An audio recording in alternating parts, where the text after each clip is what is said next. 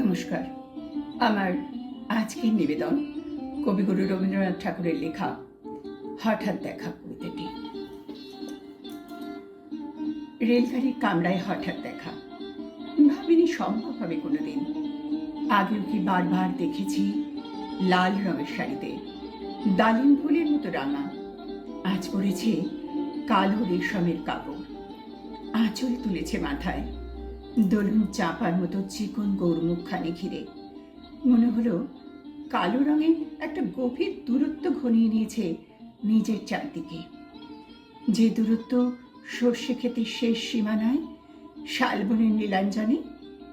থমকে গেল আমার সমস্ত মনটা। চেনা লোককে দেখলেন অচেনার গাম্ভীর্যে। হঠাৎ খবরের কাগজ ফেলে দিয়ে আমাকে করলে নমস্কার। সমাজবিধির পথ গেল খুলে। আলাপ